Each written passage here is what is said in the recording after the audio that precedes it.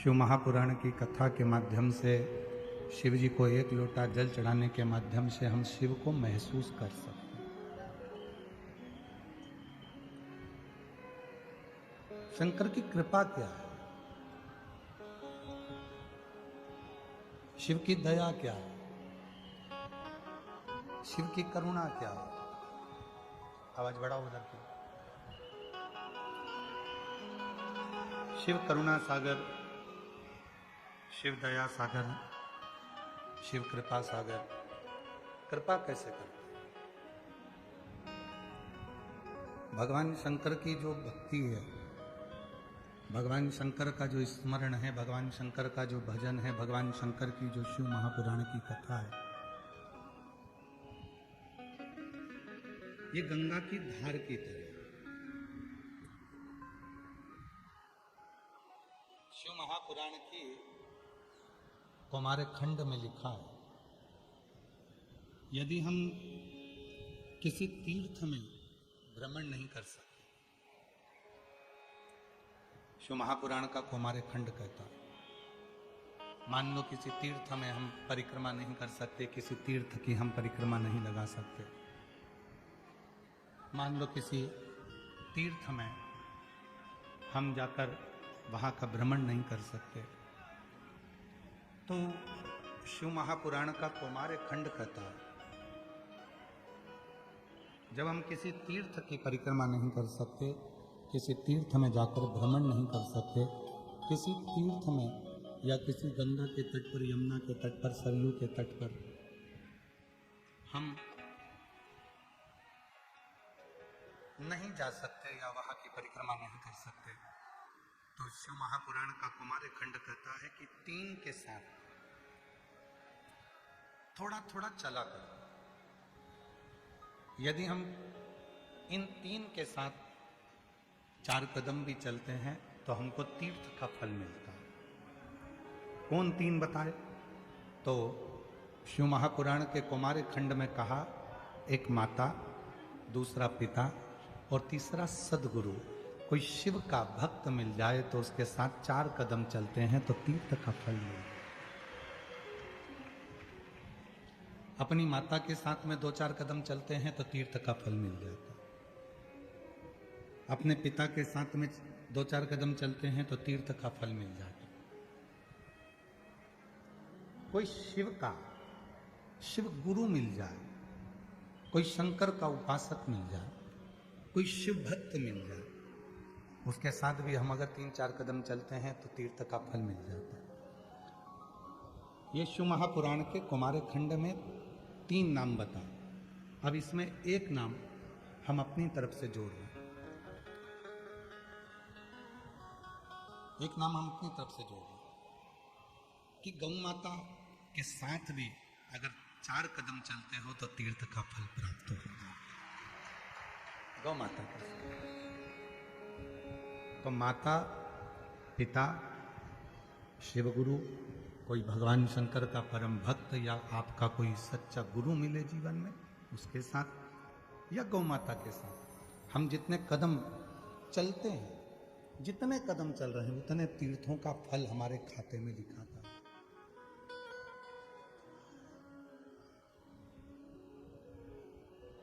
और मैंने तेरे ही भरोसे बाबा हवा में उड़ती बाबा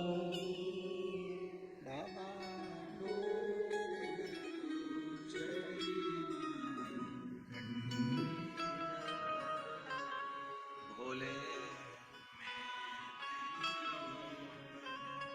शंभु में। तीर्थ का फल कभी बन सके अपनी माता जी के साथ, भले बुजुर्ग हो गई हैं, बूढ़ी हो गई हैं, कभी उनको जरूरत लगे आपको कि बेटा मुझे यहाँ तक लेकर चल। कभी पिताजी कह दें कि बेटा मुझे यहाँ तक लेकर चल।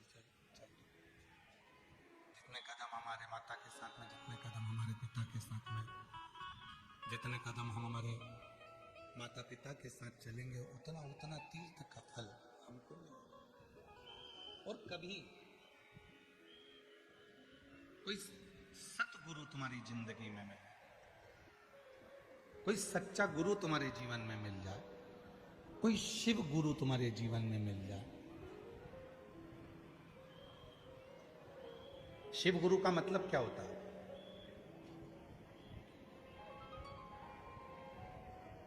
क्यों कथा में बार बार आता है शिव गुरु? शिव गुरु का मतलब है जिसके जीवन में मान अपमान दोनों सम, मान और अपमान दोनों सम। सम्मान दो तो ठीक, अपमान करो तो ठीक, तुम्हारी मर्जी हो जो बोलो। आग लगे बस्ती में अपन रहो मस्ती में। ना उसे सम्मान की जरूरत है ना उसे अपमान की, वो अपनी समता में जी रहा है, अपनी समता।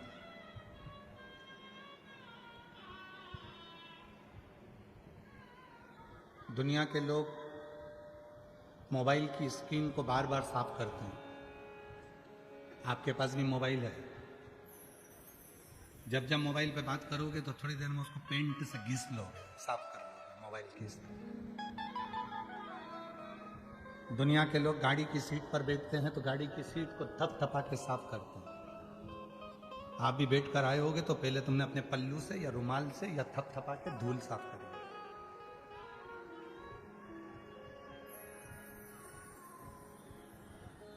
ये जितने कैमरे वाले हैं फोटो खींच रहे हैं या आप अपने मोबाइल से फोटो खींचते हो तो पहले उसका कैमरा धीरे से एक बार हाथ फेर कर या रुमाल फेर कर साफ करते हो।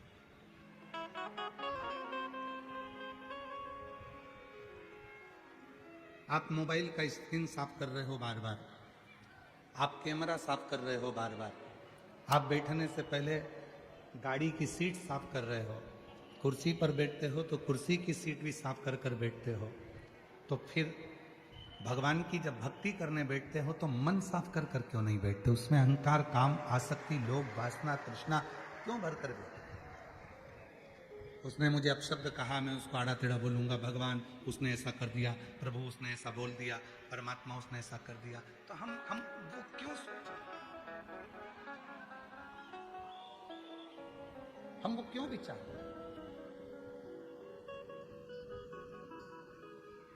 शिव गुरु वो होता है जिसने अपने जीवन में ना मान से मतलब है ना अपमान से मतलब है, उसको तो केवल अपने मन की पवित्रता को धारण कर कर, मन को क्लीन कर कर, मन को साफ कर कर भगवान की भक्ति में डूबा।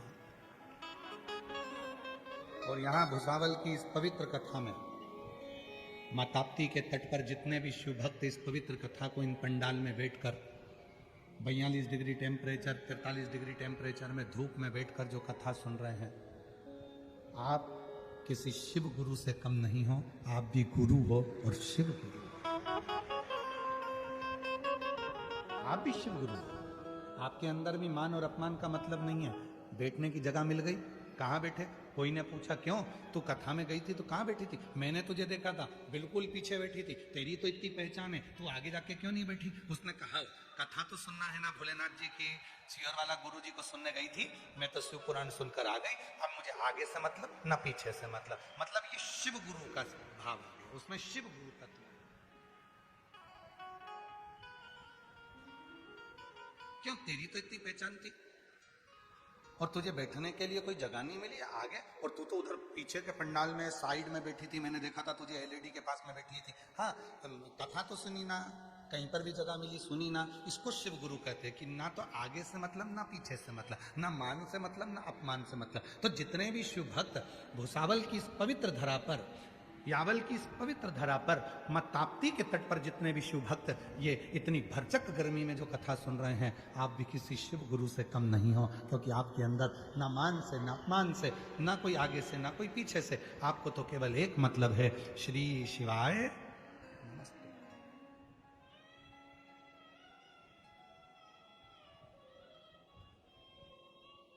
आपको किसी से मतलब नहीं, आपको केवल एक मतलब है, श्री शिवाय नमस्तुभ्यं,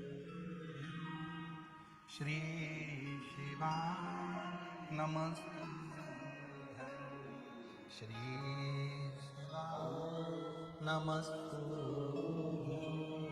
श्री।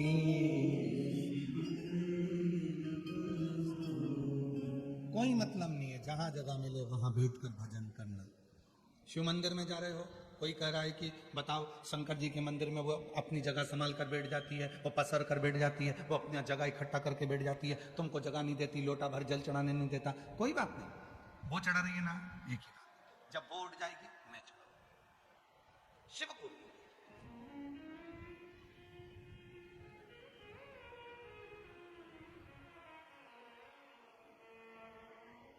जिसने शिव बाबा से, जिसने शिव गुरु से उसके तत्व को ग्रहण कर लिया, वही शंकर का सच्चा भक्त है, वही सच्चा।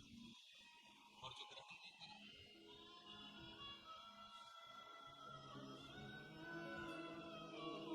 हमारे बीच में जलगांव के विधायक महोदय श्री राजू मामा बेले जी पधारे हैं, एक बार जोरदार ताली बजाकर।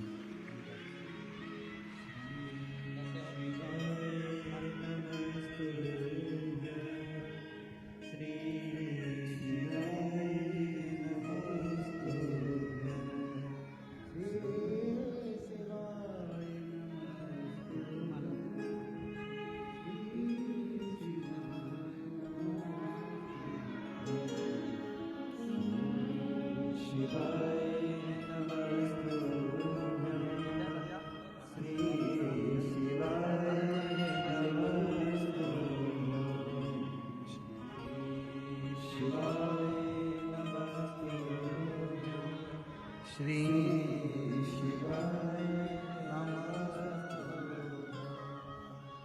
शिव गुरु से हमको कुछ सीखना, शिव गुरु से हमको कुछ ग्रहण करना। और वो शिव बाबा, वो शिव गुरु हमको क्या सिखा सकते हैं? हमको यही सिखा, अहंकार को दूर करो, अभिमान को दूर करो, आसक्ति को दूर करो, तृष्णा को दूर करो, गलत विचारों को दूर करो। जब ये गलत विचार, गलत सोच सब दूर हो जाएगा तो शिव अपने आप करुणा करेगा, अपने। ये संत, ये साधु, ये सन्यासी, ये तपस्वी, साधक, उपासक क्या सिखाते हैं? एक ही चीज करना है, अपने मन को क्लीन करो।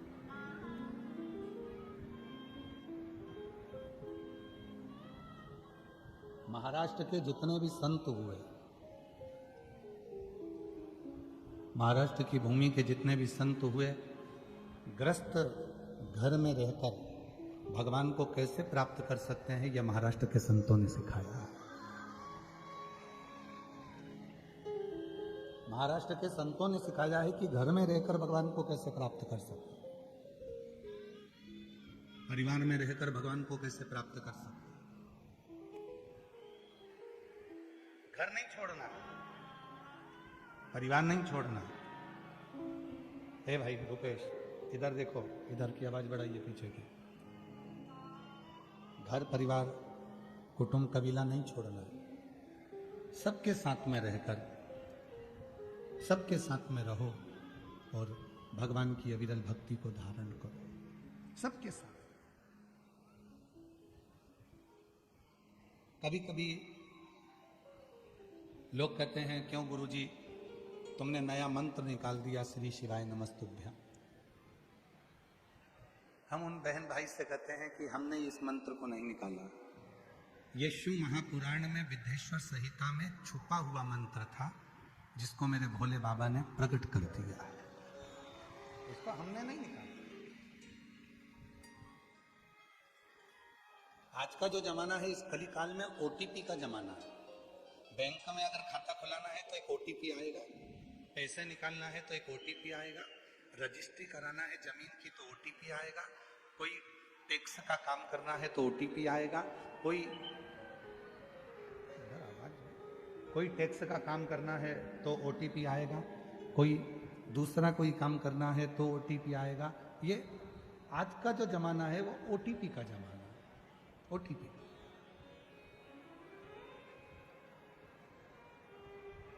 आज जितना भी जमाना चल रहा है ये सब ओटीपी का। एडमिशन कराने जाओ तो भी स्कूल वाले कह देते हैं आपके मोबाइल पर एक ओटीपी आएगा, हम एडमिशन देंगे। पैसे निकालने जाओ एक ओटीपी आएगा, हम पैसे निकालेंगे। ओटीपी। तो जैसे कलिकाल में, कलयुग में ओटीपी आया है और उस ओटीपी से तुम्हारा एडमिशन हो रहा है, उस ओटीपी से तुम्हारा पैसा जमा हो रहा है, उस ओटीपी से तुम्हारा पैसा जमा हो रहा है, उस ओटीपी से तुम्हारा खाता खुल रहा है, उस ओटीपी से सब कुछ तुम्हें प्राप्त हो रहा है। उसी तरह ये श्री शिवाय नमस्तुभ्यम ये मंत्र नहीं है, ये शंकर जी का ओटीपी है जिससे आप शिव के हो। शंकर ये वो मंत्र, ये वो साधना। ओम नमः शिवाय बोलिए, ब्रह्मांड के रचयिता भगवान शिव को नमस्कार है। नमः शिवाय बोलिए, शिव जी को नमस्कार है, प्रणाम। श्री शिवाय नमस्तुभ्यम बोलिए, शिव को नमस्कार, प्रणाम। ये वो ओटीपी।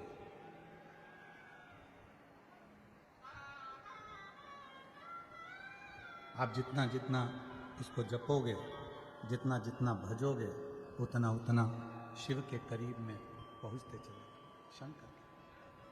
और शिव को पाने का सुंदर तरीका ही है ये। भगवान शंकर को प्राप्त करने का सुंदर तरीका ही है शिव की अभिगमता, शिव का इस। एक बड़ा सुंदर प्रसंग 63 नैनारों में आता है,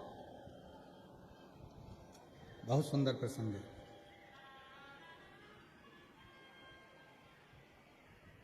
शिव जी के जो 63 भक्त हुए हैं, भगवान शंकर के जो 63 नैनार हुए हैं, 63 जो भक्त हुए हैं शिव जी, उस 63 नैनारों में एक नैनार का वर्णन आता है अपर का।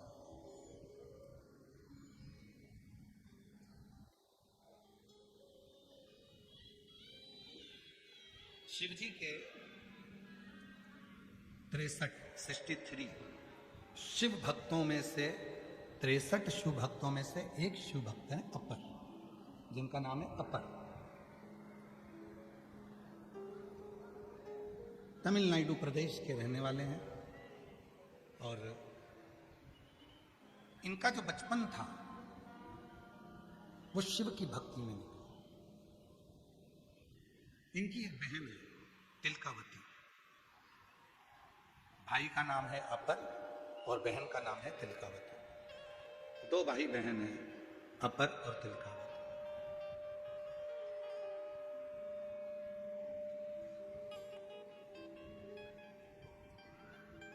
बाल्यावस्था पूरी संघर्ष में निकली अपर। थोड़ा ध्यान देना इस कथा पर। 63 नैनारों में से एक नैनार, 63 शिव भक्तों में से एक शिव भक्त अपर की कथा है। अपर बचपन पूरा संघर्ष से निकला, पूरा संघर्ष। जैसे सोने को तपाएंगे तब उसमें निखार आएगा। सोना जितना तपता है उतना उसमें निखार आता, उतना।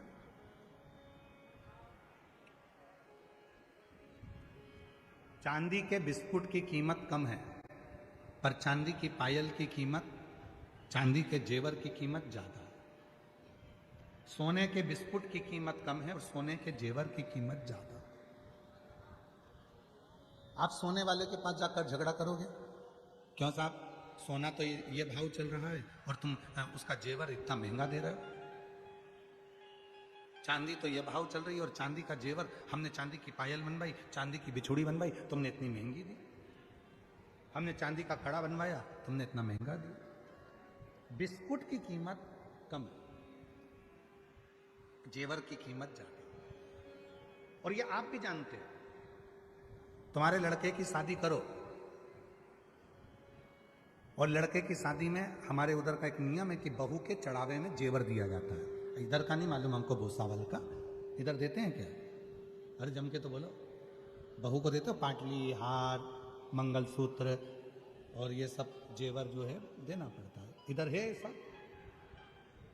हो क्या? ठीक है, मतलब तुम भी अपने ही वाले हो, मतलब यहां पर भी बहू को जेवर दिया जाता है।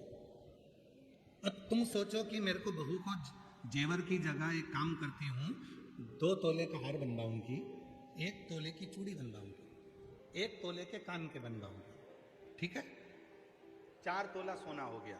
तो तुमने विचार करा एक काम करती हूँ, 4 तोले का एक बिस्कुट ले लेती हूँ और बहू को चढ़ा देती हूँ। बिस्कुट लिया 4 तोले का और तुमने बहू को दे दिया, अच्छा लगेगा? ससुर बहू के मायके वाले क्या कहेंगे? हाओ इतना सा बिस्कुट 4 तोले का दे दिया, इतना सा।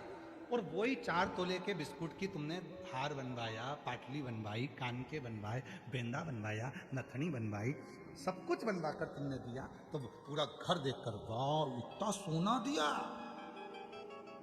इतना सोना।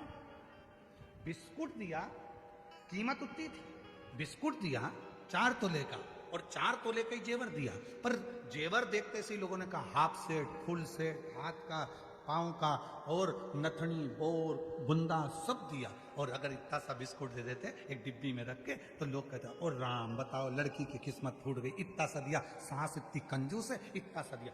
वो भी 4 तोला, ये भी 4 तोला, बस अंतर इतना है वो 4 तोला दिख नहीं रहा और ये 4 तोला दिख रहा है। बिस्कुट की कीमत कम है, जेवर की कीमत ज्यादा है। क्यों है? क्योंकि वो जेवर को घड़ने में, बनाने में समय लगता है, उसको फैलाने में समय लगता है। उसी तरह एक साधारण व्यक्ति की कीमत कम होती है और एक शिव भक्त की कीमत ज्यादा होती है। उसकी कीमत वो समझ नहीं पा रहा, उसकी कीमत वो जब समझेगा जब अंत समय प्रभु आना पड़ेगा और वचन दिया तो निभाना पड़ेगा। उसकी कीमत वो जब समझेगा जब अंत समय में एक साधारण व्यक्ति भी पलंग पर पड़ा होगा और एक शंकर का भक्त भी जब पलंग पर पड़ा होगा, वो साधारण व्यक्ति पलंग पर पड़ा हुआ अंतिम सांसें गिन रहा होगा और शिव का भक्त अंतिम समय में भी शिव को याद कर रहा होगा। तो शंकर नंदी पर आएंगे और उसके आनंद में उसको दर्शन देकर उसको स्वस्थ कर कर जाएंगे। ये सुख है। 2 मक्खी, और दोनों मक्खी तुमने देखी है, ऐसा नहीं है कि भुसावल वालों ने मक्खी नहीं देखी। एक मक्खी तुम जहां बैठे हो वहां भी घूम रही होगी भिन भिन भिन करके वो मक्खी, और एक मक्खी मधुमक्खी। मक्खी दोनों है, दोनों की एक ही जाति है, दोनों एक ही प्रजाति के हैं, वो भी मक्खी ये भी मक्खी। मधुमक्खी उड़कर आती है, फूल ढूंढती है, मधुमक्खी फूल का रस ढूंढ रही है, और एक ये साधारण मक्खी गंदगी ढूंढ रही है। साधारण मक्खी अच्छी जगह पर नहीं बैठ रही है, तुम्हारे पांव में कहीं चोट लगी है तो वहीं आके बैठेगी।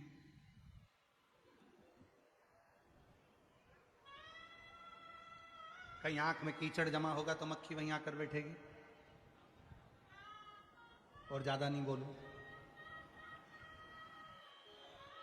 साधारण मक्खी गंदगी को ढूंढती है और वहां बैठती है, मधुमक्खी फूल को ढूंढती है, वहां बैठती है। दोनों में अंतर है, मक्खी वो भी है, मक्खी ये भी है, बस अंतर इतना है कि उस मधुमक्खी में एक ज्ञान आ गया कि फूल का रस लेऊंगी, बाद में दुनिया को देऊंगी तो मेरा नाम जगत में चलेगा और लोग मुझे प्रणाम करेंगे। इसलिए मक्खी कहीं बैठती है तो लोग उसे भगा देते हैं, और मधुमक्खी किसी के नए मकान में भी छत्ता बना लेती है तो कहते हैं शुभ होता है, अच्छा होता है, कार्य सिद्ध होता है। मक्खी वो भी है, मक्खी है,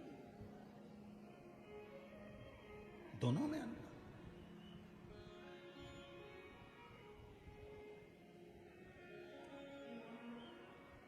बस जैसे मधुमक्खी 2 तरह की होती है, इंसान भी 2 तरह का होता है।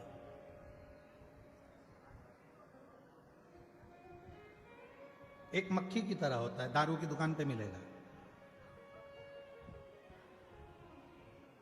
एक मक्खी की तरह होता है, गंदगी की ओर मिलेगा। और एक मधुमक्खी की तरह होता है,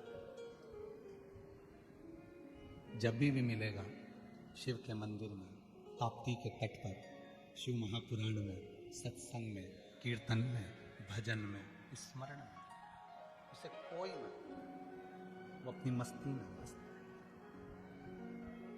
अपनी मस्ती। शिव जी के 63 नयनारों में एक नयनार है अपर, जिसकी बहन का नाम है तिलकावती। अपर बाल्य अवस्था में उसको बड़ा कष्ट रहा, बहुत बहुत परीक्षा अपर में, बहुत। और संसार सागर में अगर जन्म लिया है तो परीक्षा देना ही पड़ेगा। लोग कहते हैं कि बेटा पढ़ाई कर लो, कम से कम 12वीं तक तो परीक्षा दे लो, कॉलेज तक परीक्षा दे लो। लोग भले कहते हो कि परीक्षा, जिस दिन माँ के गर्भ से तुम्हारा जन्म होता है उस दिन से मरते हो तब तक तुम्हारी परीक्षा होती है। रोज एग्जाम देना है, रोज रिजल्ट आए, रोज एग्जाम, रोज रिजल्ट। जन्म लिए उस दिन से परीक्षा चालू हो गई। आंख खोलते से, गोदी में लेते से बोले कौन है तेरे पप्पा, कौन है आई, अभी तो पैदा ही हुआ है, परीक्षा ले रहे हैं, बोल कौन है। इतने में उसने एक लात दी खींच के, चुप, अभी तो पैदा ही हुआ हूं, परीक्षा चालू कर दी अभी से। यह कौन है, वो कौन है।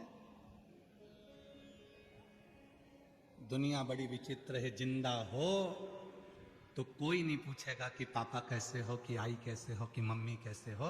और जैसे ही तुम्हारे प्राण निकल गए और तुम जमीन पे चद्दर ओढ़ के पड़े हो, रिश्तेदार आके जी जी एक बार तो बोल दे, एक बार तो बोल दे, बेन बोल तो सही। इतने बहू बोल रही मम्मी बोलो तो, बोलो तो। मम्मी ऊपर चढ़ी आसमान में बोल रही, बोलती थी तो बुरा लगता था, अब तो रात को आके बोलूंगी तो रुक। अब मम्मी चली गई, आधी रात को पत्नी उठकर पति से बोल रही है मुझे नींद नहीं आ रही है। क्यों? ऐसा लग रहा है मम्मी कहीं से देख रही है।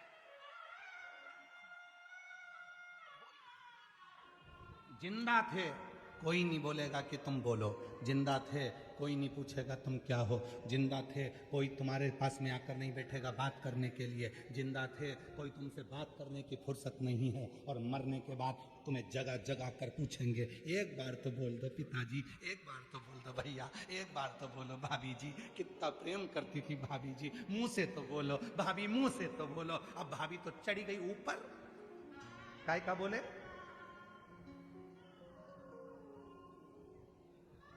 ये दुनिया है। पैदा हो गए उस दिन से परीक्षा चालू है। और केवल तुम्हारी परीक्षा नहीं, भगवान श्री राम जी की भी परीक्षा हुई जन्म लेते से। माता कौशल्या जी ने कहा, माता पुनि बोली सोमती डोली, तजौतात यह रूपा, की जय शिशु लीला, अति प्रिय शीला, यह सुख परम अनूपा, सुनि वचन सुजाना, रोदन ठाना, होई बालक सुर भूपा। परीक्षा चालू। जन्म लेते से राम जी प्रकट हुए थे, दोपहर के 12 बज रहे थे, मां कौशल्या के गर्भ से भगवान का प्रकट हुआ था, सब जगह नगाड़े बज रहे थे। और कौशल्या जी राम जी से कह रही थी ये क्या है। भगवान कह रहे हैं मैं तुम्हारा पुत्र। कौशल्या जी कहती इतना बड़ा बेटा बनकर आए हो, लोग क्या कहेंगे, छोटे हो जाओ। राम जी छोटे होते गए होते गए होते गए होते गए। कौशल्या जी से कहा बता देना कहाँ रुकना है। जब राम जी बहुत छोटे हो गए तब कौशल्या जी बोली बस बस इतना बड़ा चलेगा, ठीक है। तो राम जी बात कर रहे थे पटर पटर, भगवान राम जी बात कर रहे हैं माता कौशल्या जी से तुरंत और बात कर रहे थे। इतने में कौशल्या जी ने कहा बात मत करो, यहाँ संसार की रीति है जो जन्म लेता है उसको रोना पड़ता है। राम जी बोले मैं जगत का परमात्मा, मैं परम पिता परमात्मा, मैं दुनिया को रुलाने वाला। और कौशल्या मैया तुम कह रही हो कि मैं रो। कौशल्या जी कहने लगी संसार में जन्म लिया है तो रोना तो पड़ेगा, परमात्मा को भी पृथ्वी पर जन्म लेकर रोना पड़ा। तो माता कौशल्या जी से राम जी कह रहे हैं माँ मैं रो। कौशल्या जी कहती हैं संसार में जिसका जन्म होता है वो रोता है, और आज से रोना चालू करेगा तो मरे तब तक रोना पड़ता है, इसलिए रो। तब कौशल्या माता के सामने राम जी रोना प्रारंभ करे। सुनी वचन सुजाना, रोदन होई बालक सुर, यह चरित जो गावई हरि पद पावई, तेना परई भव। राम जी रो रहे हैं परीक्षा चालू हो गई उनकी रोने की। प्रथम दिन से तो केवल परमात्मा नहीं रोया है, परीक्षा तुम्हारी भी होती है। जब तुम्हारा जन्म हुआ उस दिन से परीक्षा। लोग कहते हैं अभी तो बच्चा है, अभी कहाँ परीक्षा देगा, पहली क्लास से चालू होगा, नर्सरी से चालू होगा, KG 1 से चालू होगा, फर्स्ट में, सेकंड में, थर्ड में, 12th में, फर्स्ट ईयर में, सेकंड ईयर में, फाइनल में परीक्षा देते देते जिंदगी केवल इतनी नहीं, जब मरोगे उसके पहले भी परीक्षा चल रही है, उसके पहले भी परीक्षा चल रही है। रिजल्ट आए,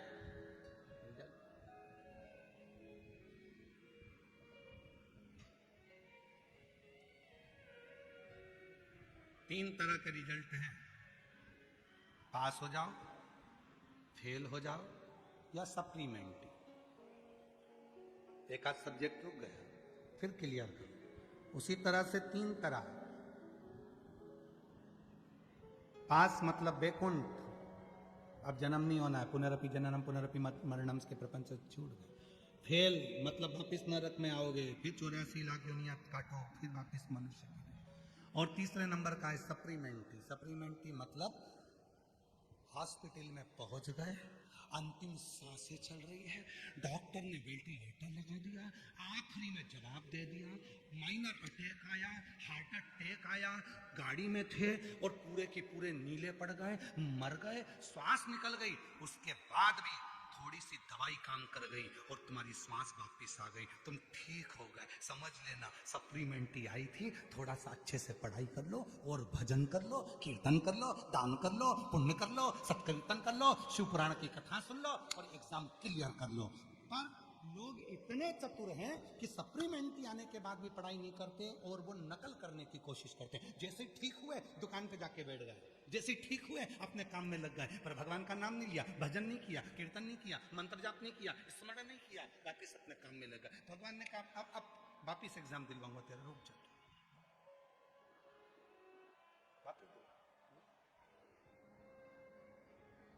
क्लियर नहीं हो रहा है।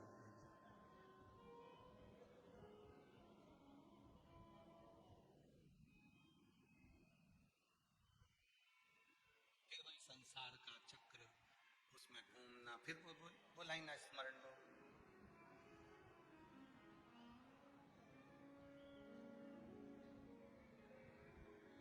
वो आप लोग बोलते हो ना, वो कौन सी एक लाइन है, वो है निकलेश, सास गाली देवे, ऐसा ही है ना, पर ऐसा नहीं है, वो तुम्हें समझने की जरूरत है। सास गाली देवे तो दिल पे नहीं लेवे, क्यों लो दिल पे, वो गाली दे रही है, देने दो, वो दे रही है ना, देन दो ना, तुम्हें क्या करना, तुम जवाब मत दो ना। संसार सागर में अगर वापिस आए हो, संसार सागर में ये जन्म मिला है, तो क्यों अपन दिल पे, क्यों विचार करना, क्यों अपने मन, क्यों?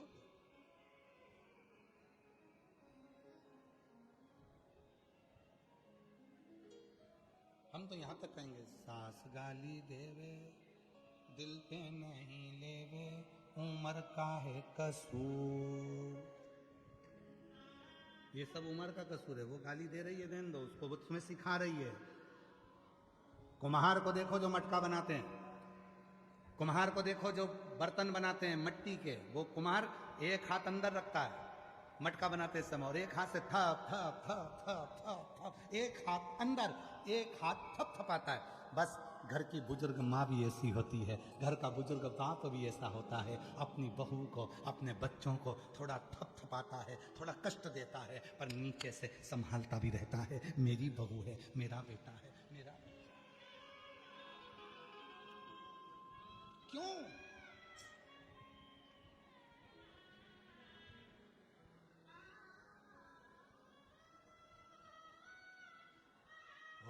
महादेव नमन चरणों में स्वीकार कीजिए, सबका किया है मेरा भी उद्धार कीजिए।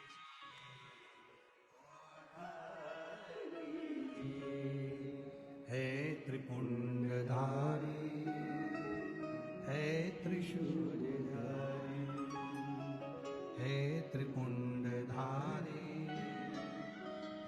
त्रिशूलधारी। चरणों में तेरे बाबा जी पावन है चारों धाम।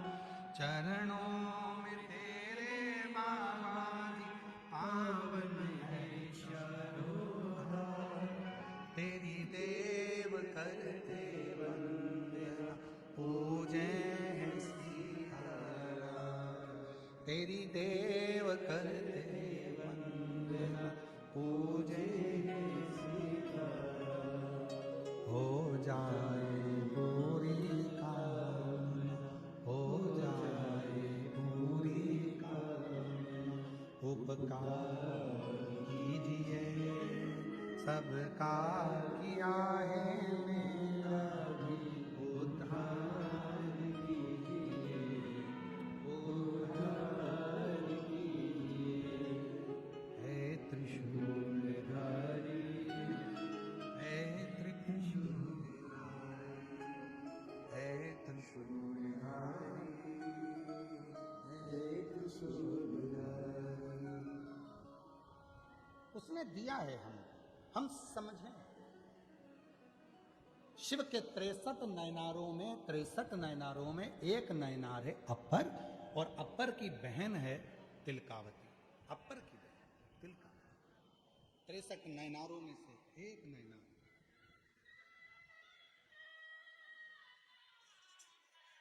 और अपर की बहन है तिलकावती। अपर बचपन संघर्ष में निकला है। संघर्ष ठीक है,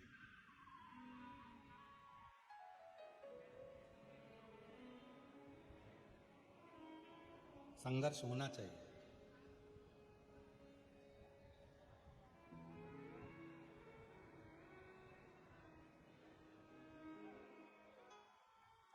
जिस व्यक्ति ने अपनी जिंदगी में संघर्ष किया है वही एक दिन राज किया है। वही राज। संघर्ष होना चाहिए।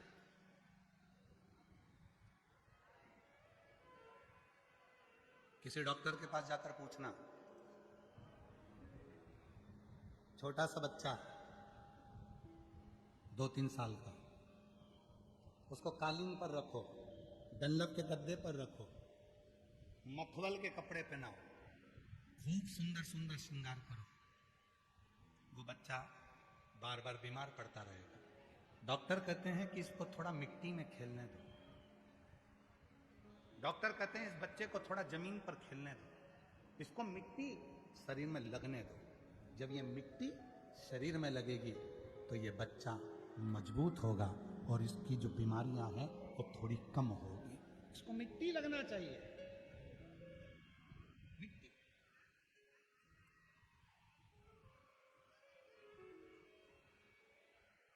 और आज के जमाने में अगर बच्चे को थोड़ी सी मिट्टी लग जाए, थोड़ा सा दादी ने काम बता दिया, थोड़ा सा कर दिया, जा बेटा जे सामान लिया, तो माँ का मुंह फूल जाता है। मेरे बेटे को ही बोलती हो काम के लिए, उसकी उम्र है इतनी सी, वो जाएगा सामान लेने के लिए, तुम्हारा नौकर लगा है क्या?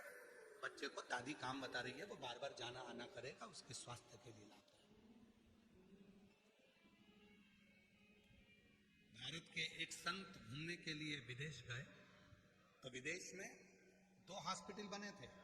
एक हॉस्पिटल बना था नॉर्मल डिलीवरी होती है, दूसरा हॉस्पिटल बना था ऑपरेशन से डिलीवरी होती है।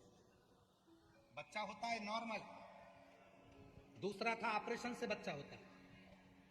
संत ने जाकर ऑपरेशन वाले हॉस्पिटल में पूछा कि यहाँ ऑपरेशन से बच्चा होता है और तुम्हारे सामने बना हुआ हॉस्पिटल है उसमें नॉर्मल डिलीवरी होती है, नॉर्मल बच्चा होता है, ये इसका दोनों का अंतर क्या है? तो कहा जहां ऑपरेशन से बच्चा होता है उसकी फीस 1.5 लाख रुपए, ठीक है। जहां नॉर्मल डिलीवरी होती है उसकी फीस 3.5 लाख रुपए। तो उसने कहा ऑपरेशन से डिलीवरी में 1.5 लाख और नॉर्मल डिलीवरी में 3.5 लाख, ऐसा कैसे?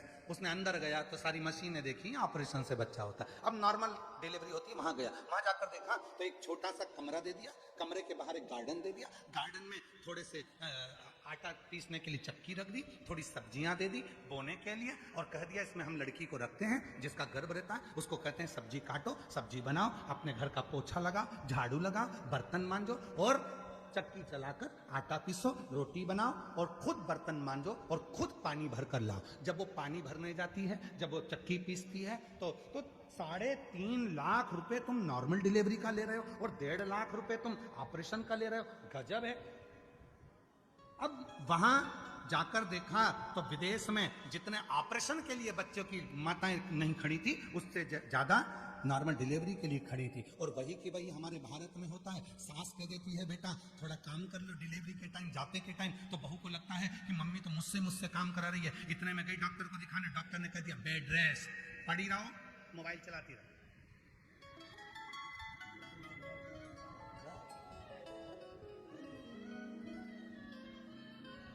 अब वो दिन भर mobile, bed rest, mobile, bed rest, mobile, bed rest, mobile, बैठे बैठे खा लिए, बैठे बैठे काम कर लिया, मोबाइल में दिन भर कार्टून देखती रही तो औलाद भी कार्टून जैसी पैदा कर दी। दिन भर मोबाइल में नाटक देखती रही, नाटक में कहीं की ना कहीं की 24 घंटे रोती मिले। तुम देखो कोई भी सीरियल निकाल के देखना, जितने अभी तक नाटक बने हो, चाहे किसी भी टीवी पर चलते हो, किसी भी टीवी का एक एक सीरियल पुराने से लेके आज तक का निकाल कर देख लो, सारे सीरियल में जब भी देखोगे 2-4 दिन खुशी दिखाते हैं, बाकी के समय रोते ही बताएंगे, 24 घंटे रोते। तो वो दिन भर बेड रेस्ट में केवल नाटक देखती रही तो औलाद भी नौटंकी पैदा हुई। गोदी में ले तो चुप, जमीन पे सुलाओ तो पेपे करे।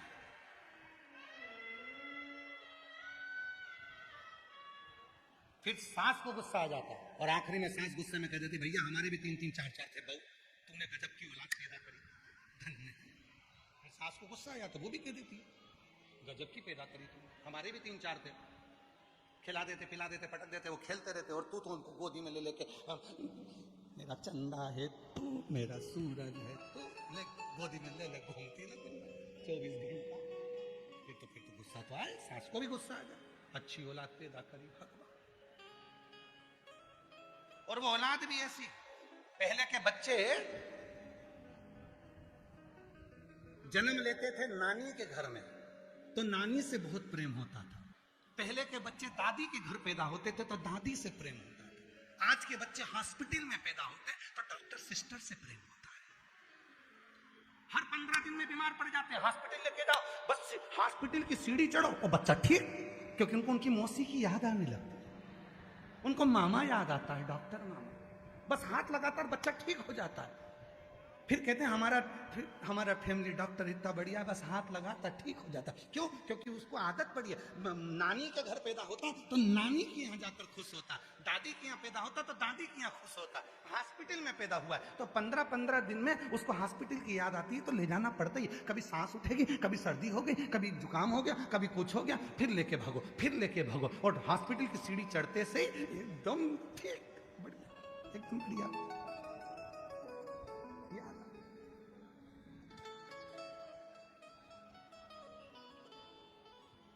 ये संसार।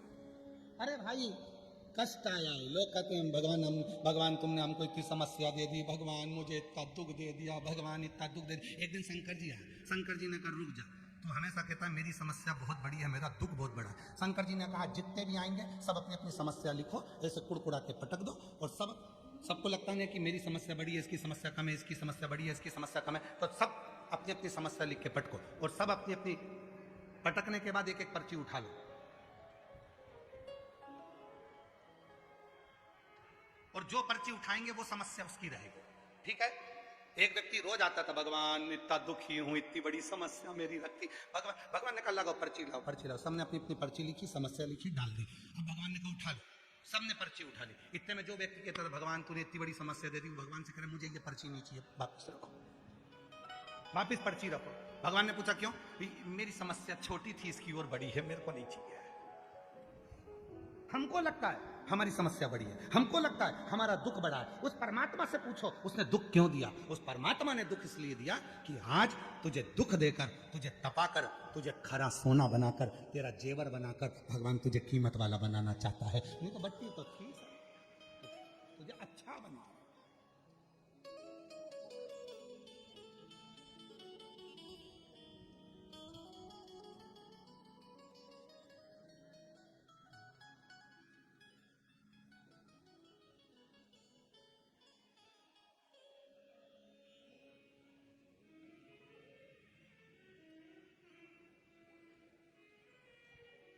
फूलों की कलियों में, काशी की गलियों में, फूलों की कलियों में, काशी की गलियों में, तेरे बिना कुछ कहीं ना,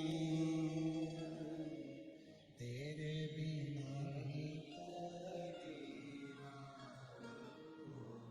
तेरे बिना भी क्या जीना, ओ शंभु रे, तेरे बिना भी क्या जीना, ओ बाबा रे, तेरे बिना भी क्या जीना, फूलों की कलियों में, काशी की गलियों में, फूलों की कलियों में, काशी की गलियों में, तेरे बिना कुछ कहीं ना, तेरे बिना भी क्या जीना, तेरे बिना भी क्या जीना, ओ बाबा रे, तेरे बिना भी क्या ओ शंभु रे, तेरे बिना भी क्या जीना। शिव कथा कर रही है। अपर तिलकावती दोनों ने बाल्यावस्था से दुख देखा, दोनों ने बाल्यावस्था से दुख देखा, कष्ट देखा, तकलीफें देखी, इतना कष्ट इतना दुख देखा उन्होंने अपनी जिंदगी में। वो दुख ही दुख में, कष्ट ही कष्ट, परेशानी,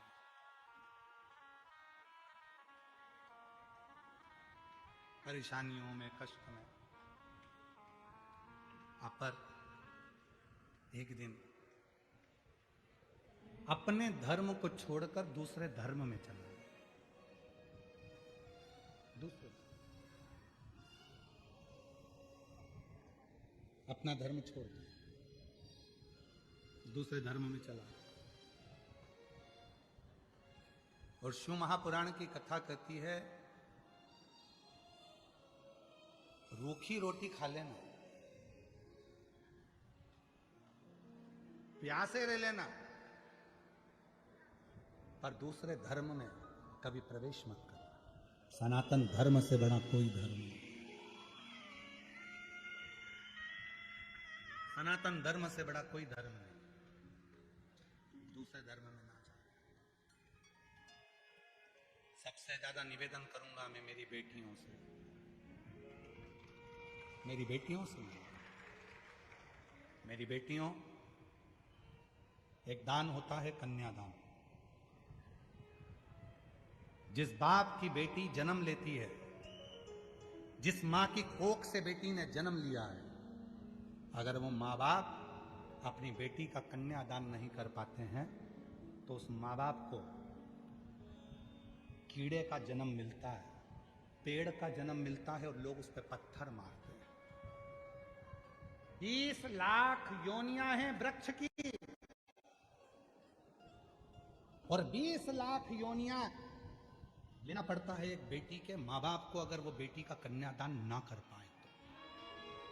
इसलिए मेरा बेटियों से निवेदन है, लोग कहते हैं बेटा माँ बाप को स्वर्ग भेजता है, ना ना ना ना। जिस घर में बेटी का जन्म होता है, माँ बाप अपनी बेटी को पढ़ाते हैं, लिखाते हैं, अच्छे कॉलेज भेजते हैं, अच्छे कपड़े दिलाते हैं, खूब अच्छे से उसको रखते हैं। मेरा बेटी से निवेदन है, खूब अच्छे कॉलेज में पढ़ो, स्कूल में पढ़ो, खूब अच्छी एजुकेशन करो। तुम्हारे कितने भी दोस्त, कितनी भी सहेलियां हों, पर याद रखना, कितने भी दोस्त बन जाएं और कोई शादी के लिए कितना भी प्रेशर दे, उससे कह देना मैं अपना सनातन धर्म छोड़कर दूसरे धर्म में शादी नहीं कर सकती। कह देना मैं अपना सनातन धर्म छोड़कर दूसरे धर्म में शादी नहीं करूंगी। मुझे मेरे माँ बाप से कन्यादान कराना, मैं बेटी हूं उसकी, उसने मुझे दूध पिलाया है, पाला है, मैं अपने दूध के कर्ज को भुला नहीं सकती। अपने माँ बाप से कन्यादान का मौका दो।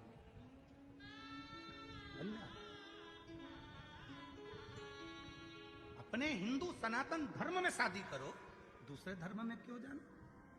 जरा सा मोटरसाइकिल लेकर आया, 10 रुपए की चाउमीन खिलाई, वो मोटरसाइकिल भी सुधरने के लिए आई थी दूसरे की, और उस मोटरसाइकिल पे तुम्हें एक्शन दिखाने आया और तुम उसको देखकर पिघल गई, और 10 रुपए की चाउमीन में 15 रुपए के गोलगप्पा में गोल हो गई। गजब। अरे मेरे महाराष्ट्र की बेटियों, तुम अहिल्याबाई के जमाने की बेटियां हो, तुम जीजाबाई के जमाने की बेटियां हो, तुम मुक्ताबाई के यहाँ की बेटियां हो। महाराष्ट्र की एक एक बेटी जीजाबाई है, महाराष्ट्र की एक एक बेटी अहिल्याबाई होलकर है, महाराष्ट्र की एक एक बेटी मुक्ताबाई है। कैसे पीछे हट जाए? छत्रपति वीर शिवाजी महाराज की कथा, छत्रपति संभाजी महाराज का चरित्र कथा है।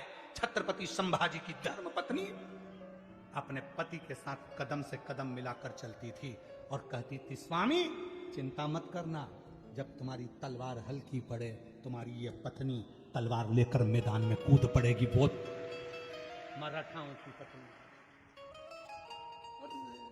आजकल की लड़कियां जरा सा बस हमें अपना सनातन धर्म बुरा लगने लगा, सनातन धर्म की बुराई करने लगे। थोड़े से पढ़ लिख गए तो तुम्हें शंकर का मंदिर बुरा लगने लगा, थोड़े से पढ़ लिख गए तो तुम्हें सनातन धर्म बुरा लगने लगा, थोड़े से पढ़ लिख गए तो तुम्हें मंदिर दिवालय बुरे लगने लगे, तुम थोड़े से पढ़ लिख गए तो तुम्हें ये सब ढोंग ढकोसला लगने लगा, क्योंकि तुम्हें दूसरा धर्म ठीक लग रहा है। ना ना, सनातनी हूं, मेरे माँ बाप ने मुझे जन्म दिया है, कहीं नहीं जाऊंगी। दोस्ती किसी से भी हो, कितना भी बड़ा बेस्ट फ्रेंड हो, कितनी भी बढ़िया बेस्ट फ्रेंड मैं सहेलियां हो, नहीं, मैं अपना सनातन धर्म अपनाऊंगा। मेरी मांग में सिंदूर होना चाहिए, नाक में नथनी। जब त्यौहार मनाया जाए पोंगल का, जब त्यौहार मनाया जाए उस समय पर सारे त्योहारों में मैं सज धज कर मेरे सनातनियों के बीच में निकलूं तो लगे कि मैं सनातन। आगे कथा में आप सुनेंगे, अपर की कथा में बहन स्वयं तिलकावती ने, जब भाई अपर दूसरे धर्म में चला गया, अपर दूसरे धर्म में चला गया क्योंकि बहुत कष्ट झेल रहा था, तो दूसरे धर्म के लोगों ने कहा हमारे पास आ जाओ, हम तुमको खाना देंगे, हम तुमको ये देंगे, हम तुमको वो देंगे। बहुत सारे लोभ दिए जाते हैं, बहुत सारे लोग,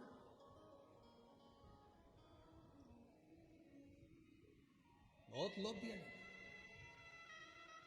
केवल एक शिव महापुराण की कथा, एक शिव पुराण की कथा, कुबरेश्वर धाम सीहोर से बाबा आता है, यह कथा की पोथी के रूप में बैठता है, कथा करता है, चले जाता है। केवल एक शिव महापुराण की कथा ऐसी है जो तुम्हें कोई लोभ नहीं देती है। कभी शिव पुराण ने यह नहीं कहा कि मेरे पास आना मैं तुम्हें भभूति दे दूंगा, मेरे पास आना मैं नारियल दे दूंगा, मेरे पास आना मैं तुम्हें डोरा दे दूंगा, मेरे पास आना मैं तुम्हें ये दे दूंगा और तुम्हें ठीक कर दूंगा। कभी शिव पुराण ये नहीं कहती कि मेरे पास आकर बैठना मैं तुम्हें दे दूंगा। तुम्हारे आने के लिए शिव पुराण में कभी गाड़ी नहीं लगती, कभी मोटरसाइकिल नहीं लगती, कभी तुम्हारे लिए वीआईपी ट्रीटमेंट नहीं होता, तुम्हारे लिए सोफा नहीं लगता, तुम्हारे लिए कूलर नहीं लगता, तुम्हारे लिए कोई वीआईपी व्यवस्था नहीं होती। फिर भी तुम अपना 200 रुपया खर्च कर कर, अपना 500 रुपया खर्च कर कर, तपती हुई धूप में, चढ़ती हुई गर्मी में, पानी की प्यास लग रही है, 4 घंटे से कथा का इंतजार कर रही हो और 3 घंटे की कथा सुनकर तब तुम 8-9 घंटे पंडाल में बैठकर तपस्या कर कर कथा सुनने के लिए आ रहे हो। इसमें कोई लोभ शिवपुराण कभी नहीं दी। उसके बाद भी तुम जानती हो कि शंकर की कथा सुनूंगी तो मेरा बाबा मेरे दुखड़ों को हर देगा। जब इतना विश्वास लेकर आओगे तो मेरा पूरा करेगा, बाबा पूरा करेगा। कभी शिवपुराण ने ये नहीं कहा कि मेरे पास आना तो मैं तुम्हारा दुख मिटा दूंगा। कभी शिवपुराण ने ये नहीं कहा कि मैं तुम्हारा दुखड़ा समाप्त कर दूंगा, मैं तुम्हारा दुखड़ा मिटा दूंगा। कभी शिवपुराण नहीं कहती। शिवपुराण एक तत्व कहती है भजन करो, शिवपुराण एक तत्व कहती है कीर्तन करो, शिवपुराण एक तत्व कहती है स्मरण करो, नाम जप, नाम कीर्तन।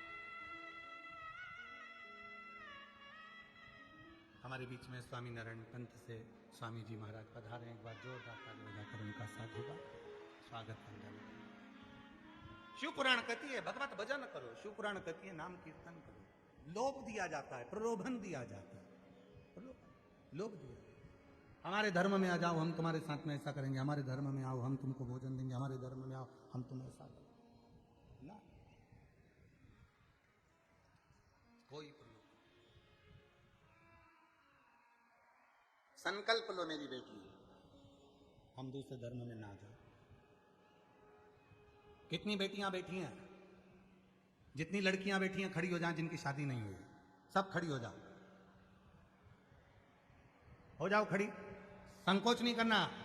मां हिल्याबाई होलकर के उस महाराष्ट्र की पवित्र धरा से हो तुम लोग, जीजाबाई की धरा से हो तुम लोग, छत्रपति संभाजी महाराज की धरा से हो आप लोग, खड़ी हो जाओ जितनी बेटियां हैं, और दोनों हाथ उठाकर आज संकल्प ले लो कि शादी करूंगी तो अपने मां बाप की मर्जी से सनातन धर्म में करूंगी। उठाओ हाथ,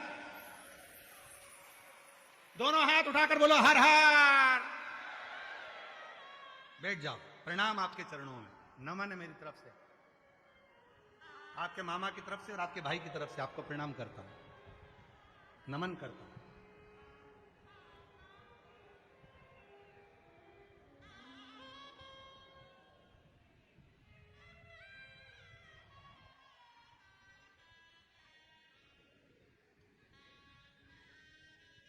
और जितने लड़के बैठे हैं वो भी खड़े हो जाओ,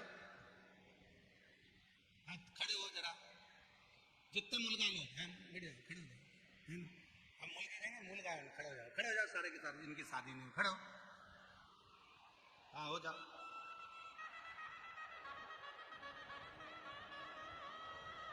तुम भी संकल्प लो,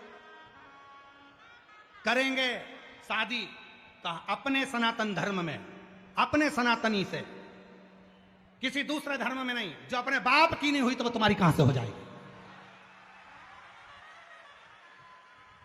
सनातन धर्म में विवाह करेंगे। उठाओ हाथ, बोला हारा हारा,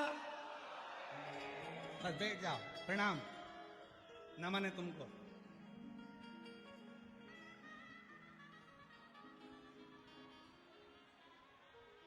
और देख लिया संसार हमने, सब मतलब लिया हमने,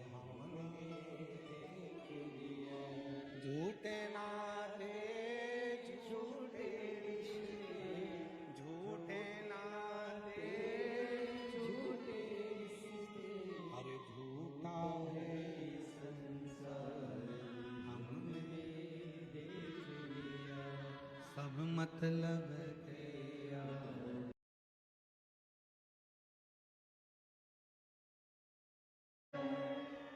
अपने स्थान पर बैठकर बाबा को अपने मन का भाव कहिए, दिल से प्रार्थना करो, विनय करो, निवेदन करो, भाव से बाबा को अपने मन का भाव कहो। जहाँ जगह मिले वहाँ बैठ करो, बाबा को अपने मन का विचार करो, हृदय से प्रार्थना करो, निवेदन करो, विनती करो। ये कथा 16 मार्च को विराम होगी। कल कथा की शिवरात्रि है, तो कल तो कथा का समय यही 2 बजे से 5 बजे तक रहेगा, और परसों 16 मार्च को प्रदोष का दिन है, और सोमवार की प्रदोष के दिन कथा विराम ले रही है। तो कथा का समय सुबह 8 बजे से 11 बजे तक परसों के दिन रहेगा। कल कथा की शिवरात्रि रहेगी। भाव से, आनंद से आप सभी शंभु, कल कथा का समय यही 2 बजे से 5 बजे तक रहेगा। हृदय से श्रवण करें। और परसों 16 मार्च को प्रातः के समय 8 बजे से 11 बजे तक कथा का समय रहेगा। ये कथा 16 मार्च को विराम होगी। फिर 20 मार्च से 26 मार्च तक जयपुर राजस्थान विष्णु महापुराण की कथा 1 बजे से 4 बजे तक रहेगी। फिर 30 मार्च से 5 अप्रैल तक आरणी यवतमाल में शिव महापुराण की कथा रहेगी। फिर 8 अप्रैल से 14 अप्रैल तक भीलवाड़ा राजस्थान में शिव महापुराण की कथा रहेगी। फिर 17 अप्रैल से 23 अप्रैल तक दिल्ली में शिव महापुराण की कथा रहेगी। ऐसे कथाओं का क्रम रहेगा। बाबा को अपने मन का भाव कहेंगे, सभी प्रार्थना करेंगे, निवेदन करेंगे, विनय करेंगे। भाव से जहाँ जहाँ जगह मिले वहाँ बैठकर बाबा को अपने मन की बात कहिए। त्रिशर बाबा को अपने मन का भाव कहिए और प्रार्थना करिए। सभी लोग साथ में बोलना। बहुत दूर दूर से आप लोग आए हैं बाबा को निवेदन करना, विनती करना, प्रार्थना करना।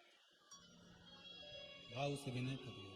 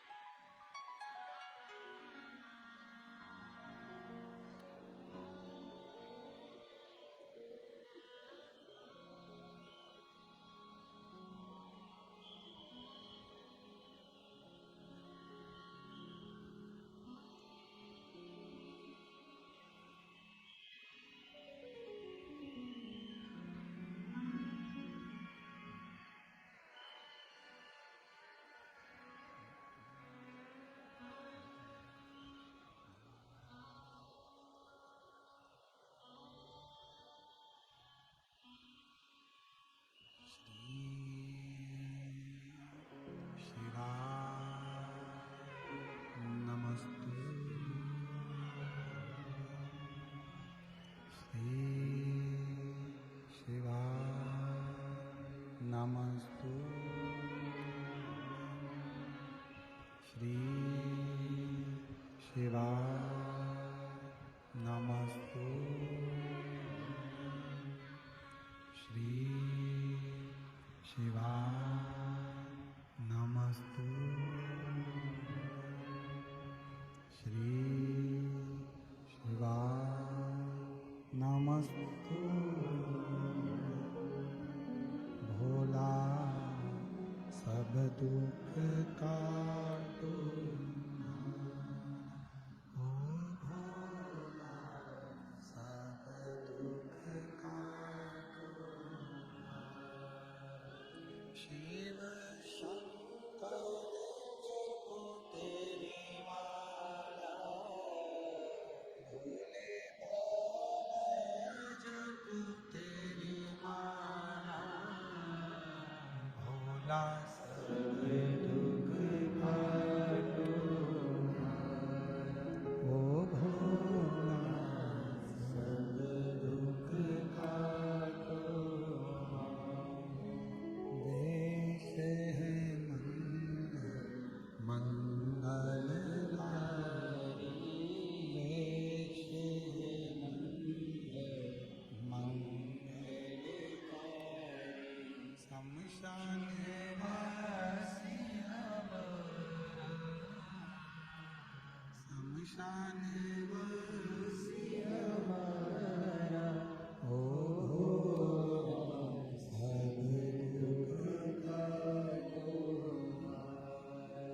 ओ सब दुख काटो।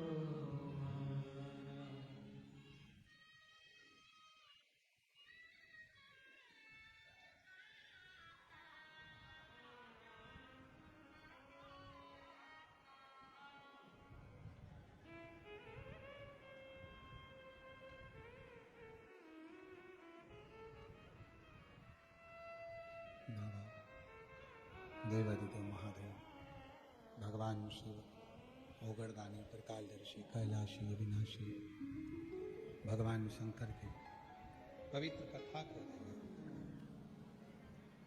शिव महापुराण की कथा वर्णन कर रहे हैं। अपर 63 नैनारों में से एक, शिव भक्तों में से एक, दूसरे धर्म में चले गए। तिलकावती को बड़ा दुख हुआ। मेरा भाई और दूसरे धर्म में चले गए। बड़ी रोती थी तिलकावती, बहुत रोती। मैं अपने भाई को वापिस कैसे लेकर आऊं, ये तिलकावती विचार करती थी। ये तिलकावती के मन में ये विचार आता था कि मैं अपने भाई को लेकर आऊं तो आऊं कैसे।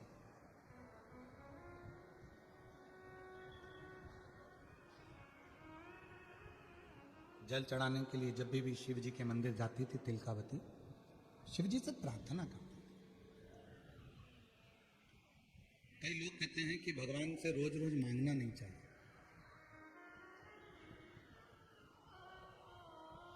सबके अपने अपने विचार हैं। कई लोग कहते हैं कि भगवान से रोज मत मांगो, कोई कहता है भगवान से मत मांगा करो, भगवान को तो दिया जाता है, उनसे मांगा नहीं जाता। पर शिव महापुराण की कथा कर रही है किसी दूसरे से नहीं मांग रहा है, अपने बाप से मांग रहा है। तो बाप से मांगने में संकोच नहीं होना चाहिए।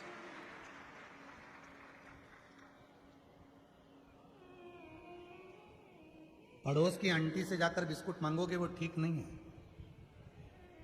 पड़ोस के अंकल से जाकर कुछ मांगोगे वो ठीक नहीं है। पर अपने घर में अपनी मम्मा से, अपने माता से, अपनी आई से, अपने बाबूजी से, अपने पिता से, अपने भाऊसा से आप कुछ मांगोगे वो ठीक है। आप दूसरी जगह तो नहीं मांगने जाओ, आप दूसरे के दरवाजे पर तो मांगने नहीं जाओ। आप तो मांग रहे हो तो अपने माता पिता से मांग रहे हो।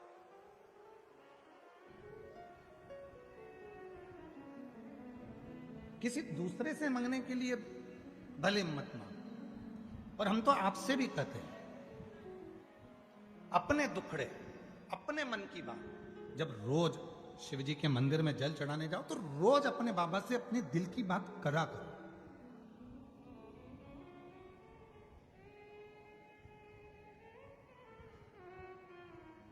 बड़ी दूर दूर से लोग शिव महापुराण के पंडाल में आते हैं। केवल वो 5 बार जो श्री शिवाय नमस्तुभ्यम बोला जाता है, और बाबा को जब बोला जाता है कि बाबा मेरे सब दुखड़े काट, बस उस स्तुति के लिए 2 मिनट का जब मौन होता है, उस मौन में आप और हम अपने मन की कामना अपने देवाधिदेव महादेव से कहते हैं, अपने बाबा से।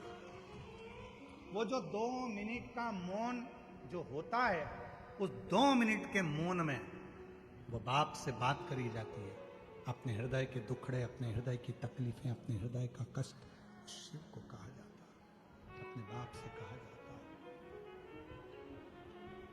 वो 2 मिनट का मौन, 2 मिनट की साधना, 2 मिनट का जो मौन होता है, उससे हम हमारे शिव से अपने मन की बात करते हैं। उस स्तुति को करने के लिए लोग 2-2, 500 किलोमीटर दूर से आते हैं और कथा के पंडाल में बैठकर बाबा से अपने मन की बात करते हैं।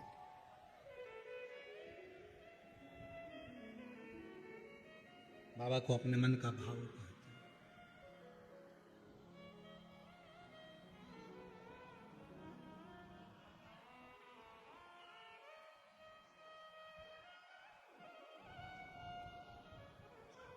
और मेरे भोले तेरा सहारा है,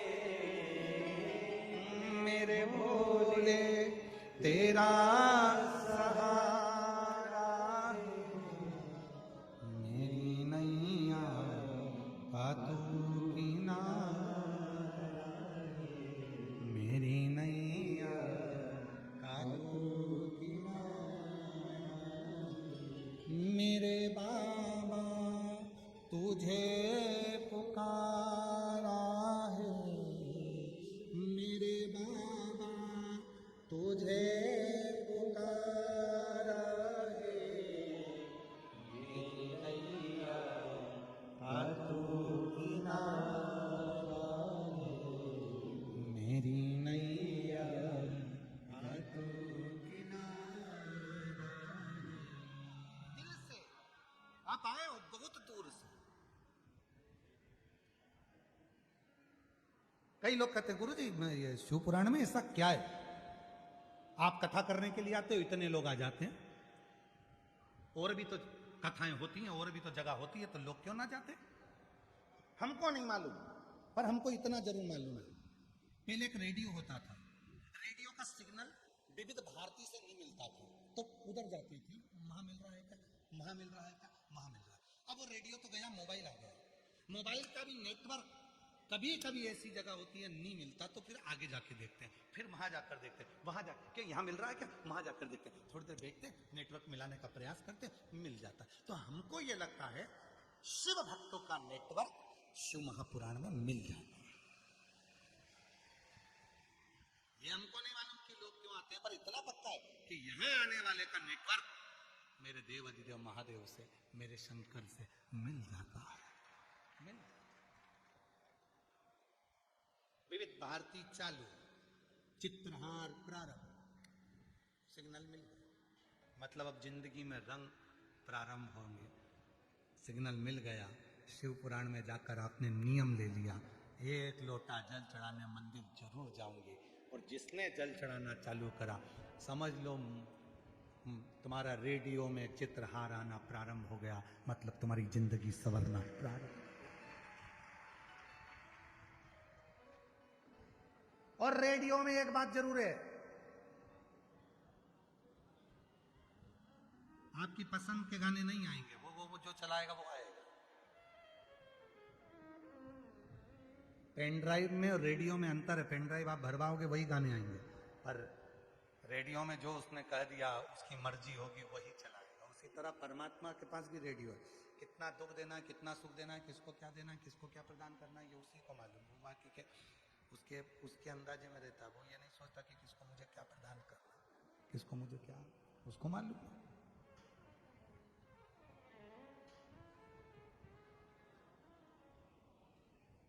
और शंभु शरणे पड़े मांगू घड़ी रे दुख का दया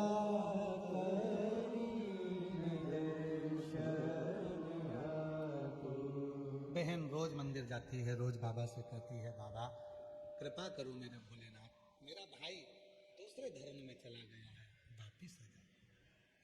रोज कहती है, रोज प्रार्थना करती, रोज निवेदन करती, रोज। मेरी जीजियों, मेरे जीजाओं, मेरी बेटियों, मेरे बेटाओं, मेरे बुजुर्ग माँ बाप, रोज प्रार्थना करो, तुम्हारी प्रार्थना शिव स्वीकार करें। एक पत्र है, अच्छा है, देखो।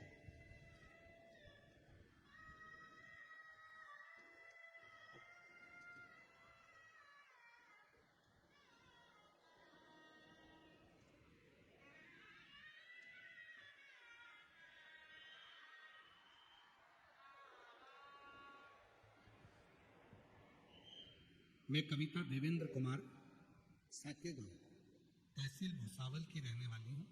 मेरा मोबाइल नंबर ये है, कहीं बैठी हूँ तो आ सकती हूँ। मैं कविता देवेंद्र कुमार साकेगांव तहसील भुसावल की रहने वाली हूँ। गुरुजी मेरे बेटे को जन्म से नाभि पर एक तिल जितनी मात्रा में एक सोराइसिस जैसी बीमारी दिखाई देती, कुछ महीनों में वह बीमारी उसके पूरे शरीर पर फैल गई। गुरुजी हमने बहुत सारा उपाय किया, डॉक्टरों को भी दिखाया, डॉक्टरों ने दवाई देकर कहा कुछ दिनों में यह ठीक हो जाएगा, लेकिन जब दवाई खत्म हो जाए तो वह फिर से पूरे शरीर में फैल जाती थी। उसके शरीर पर बड़े बड़े घाव हो जाते जिससे खाल निकलती और खून निकलता था। मैं रोज मंदिर में जाती, शिव जी को खूब सेवा करती, मेरे बेटे को भी शिव जी के मंदिर भेजती। सीहोर गए, वहां से रुद्राक्ष को लाए, तांबे के लोटे में गलाकर वह जल शिव जी को चढ़ाकर अपने शरीर पर लगाना प्रारंभ करा, और आज बाबा को मैं धन्यवाद देने के लिए आई हूं, मेरे बेटे का पूरा शरीर अच्छा हो गया, अब उसे वो बीमारी नहीं रही। एक पत्र और है,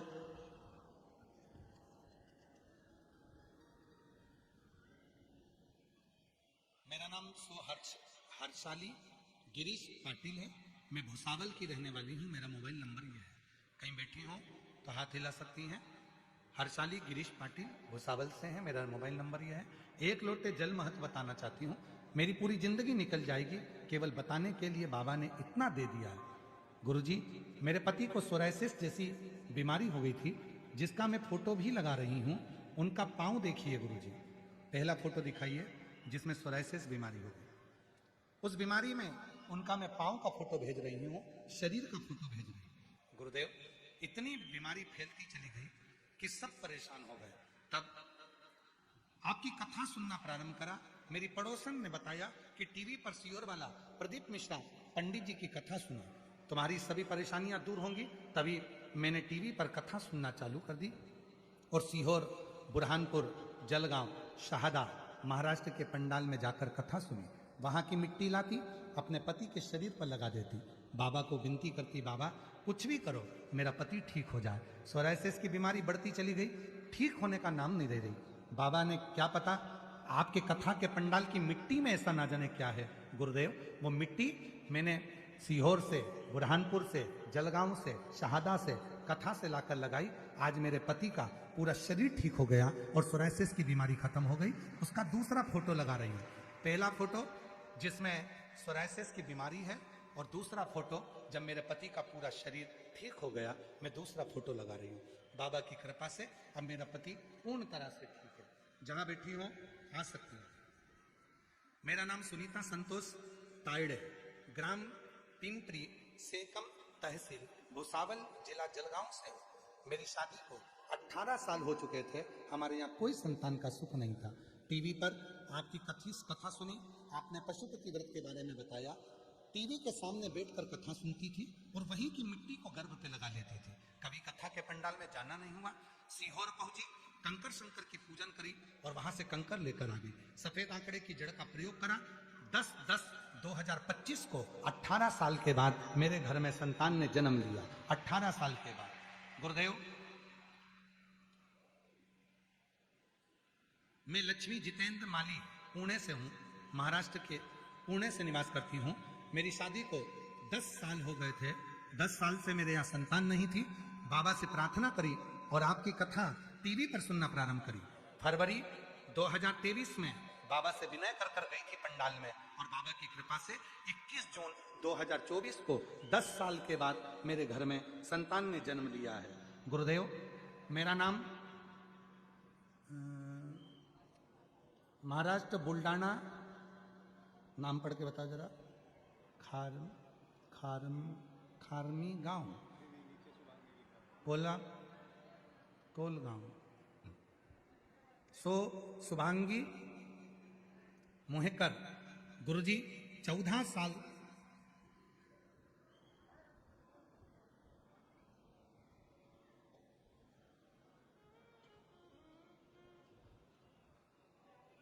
साल का मेरा बेटा, उसका नाम पवन है।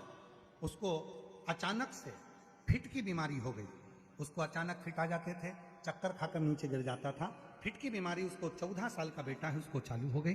डॉक्टर को दिखाया, डॉक्टर के हिसाब से ये बीमारी लंबी तक टिकती है, डॉक्टर ने बोला। तब किसी बहन जी के कहने पर मैंने टीवी पर कथा सुनना प्रारंभ करा। सीहोर गए, वहां से रुद्राक्ष लिया और रुद्राक्ष लाकर अपने बेटे को शिव जी को जल चढ़ाकर देना चालू करा। आज मेरे बेटे को फिट की बीमारी नहीं है। अब मेरा बेटे को चक्कर नहीं आते, फिट की बीमारी समाप्त हो गई। मैं बाबा को यहाँ प्रणाम करने के लिए आई हूँ। मेरा नाम मीनाक्षी हेमंत भागवत नाथ, रामेश्वरम कॉलोनी, स्वामी समर्थ केंद्र की रहवासी हूँ। जलगांव से आई हूँ। 9 साल हो गए थे शादी को, संतान का सुख नहीं था। बाबा की कृपा से 3 जुलाई 2024 को बाबा की कृपा से 9 साल के बाद संतान हुई है। फिर अगला वर्णन है शेला सुनील बर्गे। मेरा मोबाइल नंबर ये है। मैं शिवाजी नगर भुसावल, जिला जलगांव की रहने वाली हूँ। गुरुदेव, मेरा विवाह 2007 में हुआ था और गुरुजी 15 से 16 साल बीत चुके थे, पर मुझे संतान का सुख नहीं था। किसी के कहने पर टीवी पर कथा सुनना प्रारंभ करा और आपके द्वारा बताए गए उपाय, 1 लोटा जल, सारी समस्या का हल। रोज भगवान भोलेनाथ को जल चढ़ाती और बाबा की कृपा से, बाबा की करुणा से मुझे 17 साल के बाद 12/4/2024 को जुड़मा 2 पुत्रों ने जन्म लिया। मैं बाबा को यहाँ प्रणाम करने के लिए आया हूँ। गुरुदेव, पत्र बहुत सारे हैं, हम पढ़ नहीं पाते, इसलिए एक साथ में ही सारे पत्र पढ़ दे रहे हैं। मेरा नाम सोपूजा नीलेश महाजन, मैं रहने वाली नितिन साहित्य नगर जलगांव से हूँ। गुरुदेव, मेरी शादी को 7 साल हो गए थे, मुझे संतान नहीं थी। सफेद आंकड़े की जड़ का प्रयोग और पंडाल में बैठकर कथा श्रवण करी। 7 साल बाद मुझे संतान का सुख प्राप्त हुआ है। अगला पत्र है रावेर, मेरा रावेर होमगार्ड पथक में नौकरी करते हैं योगेश राजेंद्र जगताप। मैं तामसवाड़ी तहसील रावेर जिला जलगांव की रहने वाली हूं। मेरी शादी को 7 साल हो गए थे, संतान का सुख नहीं था। बाबा की कृपा से 7 साल के बाद मेरे यहाँ 25 सितंबर 2024 को संतान की प्राप्ति हुई है। एक पत्र और है। मेरा नाम सोदीपाली अंबादास तायड़े, मैं काके गांव खामगांव जिला बुल्ढाना से आई हूं। मेरी शादी को 19 साल हो गए थे। गुरुदेव, मेरे दुख इतने थे, इतनी तकलीफें थीं कि पूरी जिंदगी दुख से भरी हुई थी। गुरुदेव, इतना तकलीफ का जीवन चल रहा था कि कई बार मरने का विचार कर लिया। तब बाबा की कृपा से सारा घर शिव जी को एक लोटा जल चढ़ाने से आज खुशियों में बदल गया और बाबा की कृपा से सारे सुख बाबा ने मुझे दे दिए। गुरुदेव,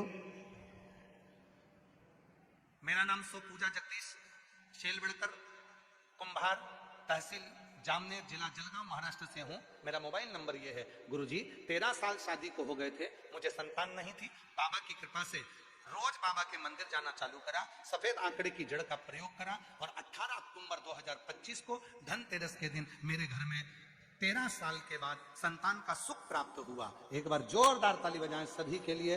बाबा की कृपा सब पर बनी रहे। शिव तत्व है। और पत्र हम अभी पढ़ नहीं रहे, बहुत सारे हैं पत्र, बहुत पत्र। ये शिव की उदारता। अब लोग पूछते हैं कि गुरुजी कथा में जाने से क्या मिलता है? इन पत्रों को उनको बांट दो, ले जाओ। सुनो, पत्र आया है, चला जाओ, आ जाओ। रोते नहीं, आ जाओ, आ जाओ, रोना नहीं, आज लिया लिया। हम पढ़ नहीं पाए होंगे, रोते नहीं, आ जाओ, आ जाओ। शिव कृपा।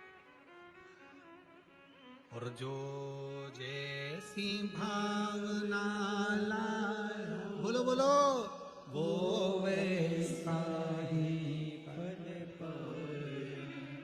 तुम जिस भावना से आए, तुम जो कामना करने आए, तुम जो बाबा से विनती करने आए, 2 दिन कथा के बचे।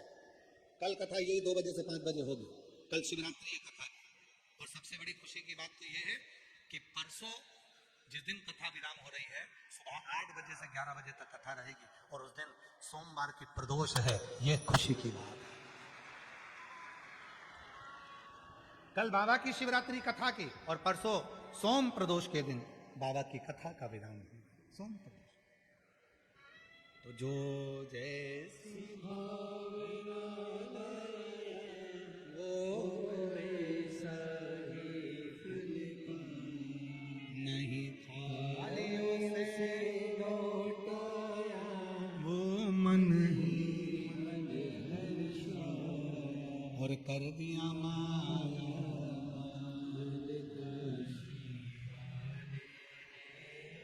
लौटा दिया काशी वाले ने, लौटा दिया भंडार काशी वाले ने, कर दिया माला माल काशी वाले ने। यही बच्चा जिसको शरीर में सोराइसिस की बीमारी बढ़ गई थी, पूरा शरीर बेकार हो गया था, अब पूर्ण तरह से ठीक होकर आया है। एक बार जोरदार ताली बजाओ, हाथ उठा के लो यार।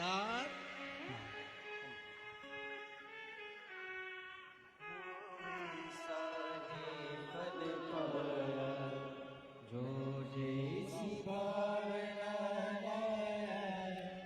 वो वैसा ही फल पाया, नहीं खाली उसे लौटाया, वो मन ही मन हर्षाया, कर दिया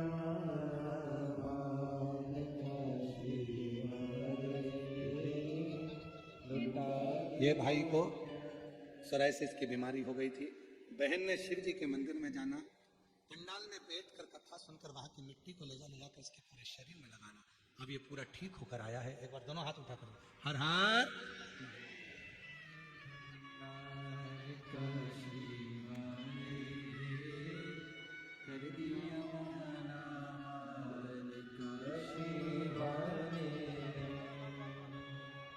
18 साल के बाद हुआ है। एक बार जोरदार ताली बजाओ।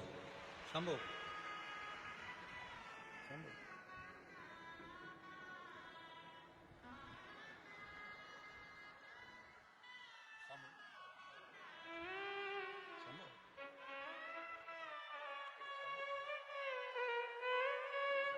उधर तो देखो। 18 साल के बाद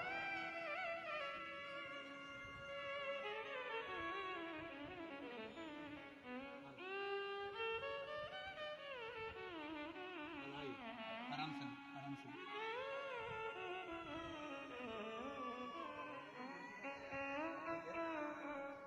बेटे को कितने साल का? 16 साल का लड़का, मिर्गी के दौरे चालू हो गए थे। डॉक्टर ने कहा था लंबी बीमारी चलेगी। सीहोर पहुंच गई, रुद्राक्ष ली आई। उस रुद्राक्ष को तांबे के कलश में गलाती शिव जी को चढ़ाकर पानी में देना चालू करा, और आज बाबा की कृपा से साल भर हो रहा है और मिर्गी के दौरे पूरे बंद हो गए। जोरदार ताली बजा। साधु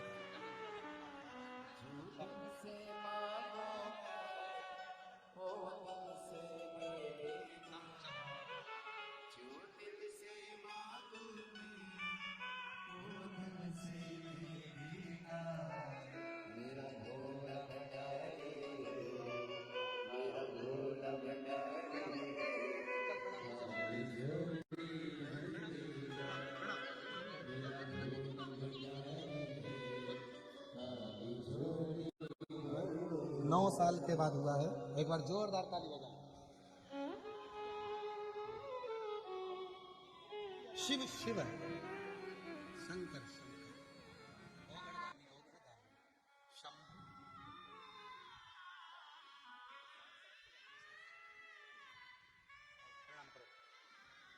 नमन करो बाबा को, प्रणाम करो, चलिए प्रणाम करो। 7 साल के बाद बाबा ने दिया है। एक बार जोरदार ताली बजा।